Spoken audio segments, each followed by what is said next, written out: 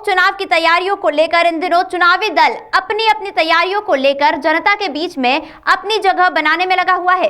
Congress party के प्रत्याशी स्वर्गीय सत्यदेव कटारे सुपुत्र हेमंत कटारे कांग्रेस पार्टी के प्रत्याशी चुने गए, जिन्होंने गोरमी तहसील में अपना कार्यालय खोलकर जनता के बीच रहने का मन बनाया है। गोरमी तहसील में हेमंत कटारे ने आम जन को कार्यालय का शुभारंभ करते हुए कहा कि आज तक महगांव की जनता का शोषण होता चला आ रहा था।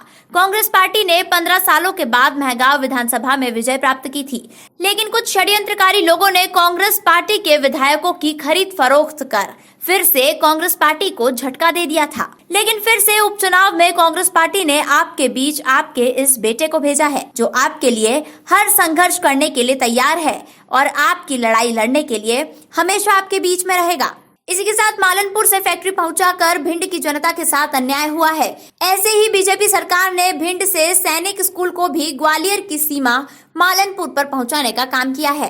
36,000 से आपको जिता के भेजा था, क्योंकि आप पे विश्वास किया था। अब जब विश्वास उठ गया है तो 40,000 से हरा करके भी भेज के दिखाएगी। ये महगांव की जनता है, ये वो भिंड की जनता है जो अपने स्वाभिमान के साथ जीती है। ये वो जनता है जो देश की रक्षा करके दिखाती है, पूरी बॉर्डर की रक्षा करती है। और जब जान भी चली जाती है ना, तो यहाँ की माँ की आंख से आंसू नहीं निकलते अपने बेटे की देश पे जान कुर्बानी देने के लिए। आज आप उसके साथ ताली करिए। मैं आपसे कह रहा हूँ, दिक्कत कर रहे हैं। विधानसभा को कवर करने का अलग विषय है और चुनाव को जीतने का अलग विषय है, दोनों अलग अलग है। जहाँ तक चुनाव जीतने का प्रश्न है, वहाँ पे जनता का आपने रुख देख लिया है। जनता गद्दारों को जवाब देने वाली है, लोकतंत्र के हत्यारों को जवाब देने वाली है। और जहाँ तक विधानसभा में घूमने का प्रश्न है, तो मेरी विधानसभा है, मेरे पूज्य पिताजी की भी विधानसभा और लोकसभा भी रही है, वहाँ तो मैं जीवन भर घूमूंगा, उसका चुनाव से कोई वास्ता नहीं है। ये उन लोगों के लिए प्रश्न होता है जो सिर्फ चुनाव के दिन ही घूमने आते हैं। मैं तो हमेशा आते जाते रहा हूँ, महगांव में हमेशा मेरे कार्यक्रम रहे और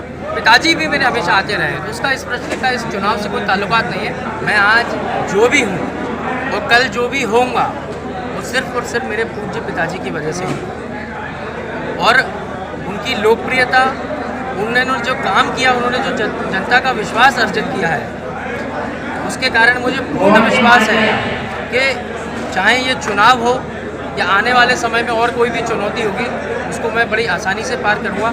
क्योंकि यहाँ की हर एक जनता के दिल में मेरे पिताजी की छवि आज भी अंदर बसी हुई है और वो हमेशा मेरे को इसलिए आशीर्वाद देते रहेंगे। युवाओं को आप कोई मैसेज देना चाहेंगे? युवाओं को चुनाव में मैं युवाओं को यही मैसेज देना चाहूँगा कि आज युवा जो ऊर्जा के साथ मेरे साथ लगा हुआ है, मैं उनका आभारी हूँ और ऐसे वो लगे रहे।